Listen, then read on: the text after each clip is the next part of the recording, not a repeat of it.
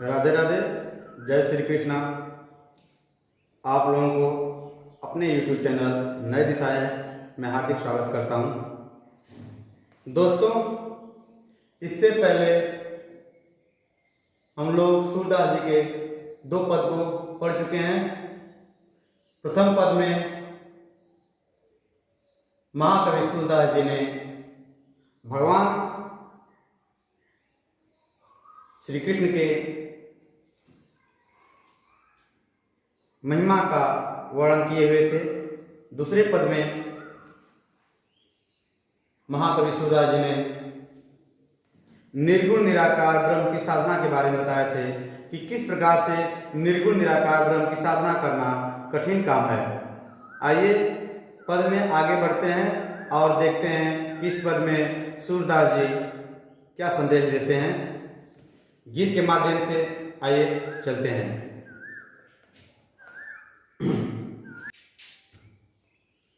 किलकत कान घुटुरवनि आवत, मणिमय कनक नंद के आंगन, बिंब पकड़ बैधावत। कबहु निरखी हरिया पुछाह को, कर सो पकड़न चाहत। किलक हसत राजत द्वैदतिया, पुनि पुनि तियव गाहत। किलक हसत राजत द्वैदतिया, पुनि पुनि तियव गाहत। प्रस्तुत पद्यांश हमारी पाठ्य पुस्तक हिंदी काव्य के सुर के पद नामक शीर्षक से अवतरित है। इस पद में वात्सल्य रस के महाकवि सूरदास जी ने भगवान श्री कृष्ण के बाल लीला का बहुत ही सुंदर वर्णन किए हैं। आइए देखते हैं कैसे। किलकत कान घुटुरवनि आवत, मणिमय कनक नंद के आंगन, बिंब पकड़ बैधावत। भगवान श्री कृष्ण खिलकारी मारते हुए, खिलखिलाकर हंसते हुए घुटनों के बल चले आ रहे हैं। कहां से चले आ रहे हैं? तो मणिमय कनक नंद के आंगन, बिंब पकड़ी बैधावत। स्वर्ण से जड़ित, मणियों से सुसज्जित नंद बाबा के आंगन में फर्श पर श्री कृष्ण घुटनों के बल दौड़ते हुए चले आ रहे हैं। मणिमय माने मणियों से, कनक माने स्वर्ण से। सोने और मणियों से सुसज्जित नंद के आंगन, नंद बाबा के आंगन में बिंब पकड़ गए धावत। जब श्री कृष्ण जी स्वर्ण और मणियों से सुसज्जित नंद बाबा के बने आंगन में फर्श पर आते हैं तो उसमें उनकी प्रतिबिंब दिखाई देती है और वे उस प्रतिबिंब को हाथ बढ़ाकर पकड़ने की कोशिश करते हैं। आगे किलक हसत राजत द्वैदतिया, पुनि पुनि तियव गाहत। और जब वे उस फर्श में अपने प्रतिबिंब को देखते हैं तो वे पुनः किलकारी मारकर हंसते हैं। मजे की ये बात है कि अभी कृष्ण के मुख में आगे के दो ही दांत आए हुए हैं और जब वे हंसते हैं तो उनके दो सुंदर सुंदर छोटे दांत दिखाई दे जाते हैं और वे उस दांत को पकड़ने की कोशिश करते हैं। आगे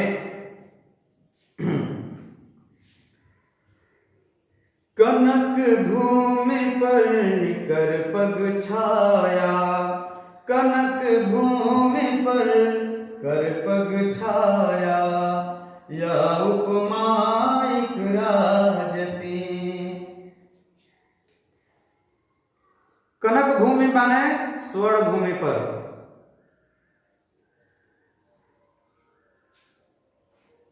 कर पग छाया माने कर माने हाथ, पग माने पैर। नंद बाबा के आंगन जो स्वर्ण और हीरों से जड़ित है, उसमें श्री कृष्ण के हाथ और पैर की जब छाया पड़ती है तो यह उपमा इकराजती, तो वह एक नए उपमा को जन्म देती है, अर्थात उस आंगन की सुंदरता और बढ़ जाती है। करी करी प्रतिपद प्रतिमणि वसुधा, कमल बैठक साजती। और नंद बाबा के आंगन में जो गुलाबी गुलाबी मणि लगी हुई है, उसको देख करके ऐसा प्रतीत होता है कि जहां जहां भगवान श्री कृष्ण के हाथ और पैर पड़ते हैं, वहां पर धरती माता ने कमल का सेज बिछाकर बैठी हुई है। यानी स्वर्ण से जड़ित फर्श पर जो गुलाबी गुलाबी मणियां लगी हुई हैं, उनको देख करके ऐसा प्रतीत होता है कि स्वयं धरती मैया ने कमल का सेज बिछा करके श्री कृष्ण के लिए वहां पर बैठी हुई हैं। आगे देखते हैं कि बाल दशा सुख निरखी जसोदा, बाल दशा सुख निरखी जसोदा, पुनि पुनि नंद बुलावते। बाल दशा माने उस बाल अवस्था के सुख को देख करके यशोदा मैया को रहा नहीं जाता है, और उस सुख का अनुभव लेने के लिए वे बार बार नंद बाबा को गुहार लगाती हैं, उनको बुलाती हैं। उसके बाद क्या करती हैं कि अचरा तर ले ढाकी सुर को, अचरा तर ले ढाकी सुर के, प्रभु को दूध पियावती। उसके बाद अपने आंचल में, ममतामयी आंचल में ढक करके श्री कृष्ण को दूध पिलाने लगते हैं। सूर्य के प्रभु को दूध पियावती, सूर्य के प्रभु अर्थात कृष्ण को अचरा के तरह ढक करके यशोदा मैया दूध पिलाने लगती है। आइए काव्यगत सौंदर्य की तरफ बढ़ते हैं। तो भाषा की बात की जाए तो ब्रज भाषा है, और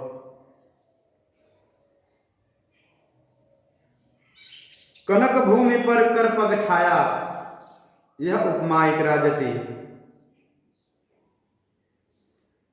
इसमें कनक भूमि पर कर पग छाया में उपमा अलंकार है।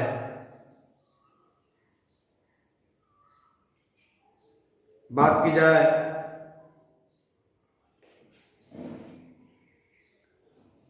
गुण की, तो इसमें प्रसाद और माधुर्य गुण दोनों है।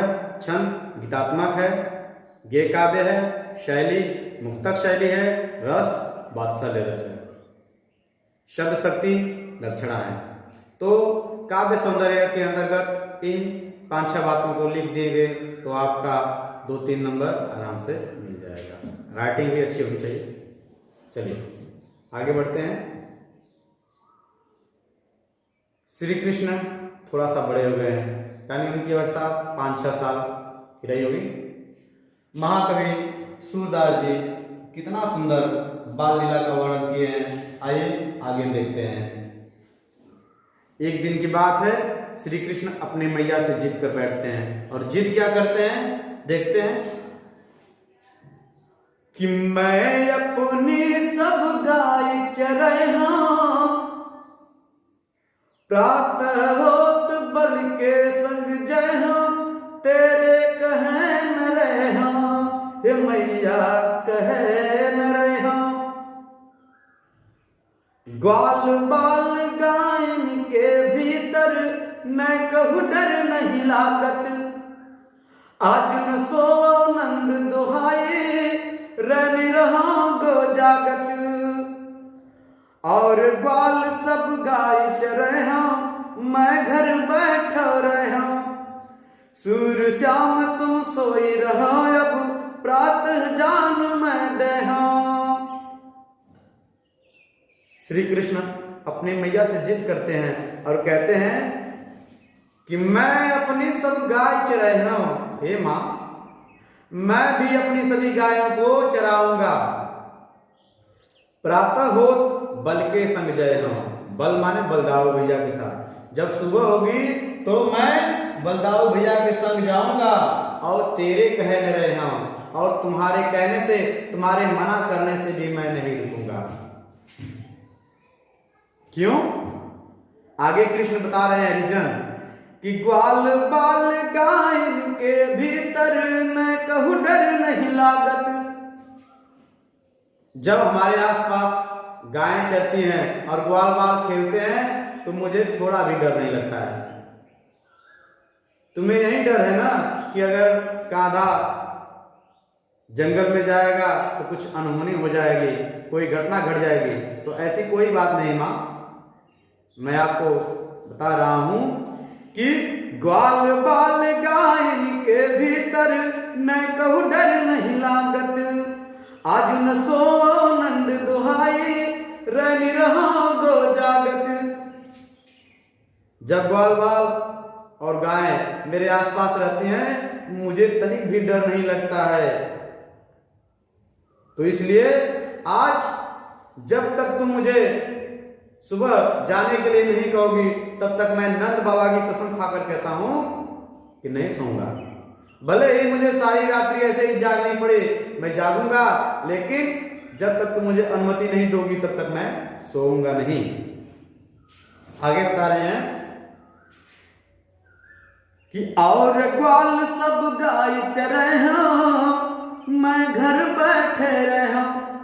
ये कैसे हो सकता है मां कि और मेरे साथ के जो ग्वाल वाले हैं वे गाय चराने जाएंगे, वहां पर खेलेंगे कूदेंगे और मैं घर में अकेला बेचारा बैठकर बैठा रहूंगा।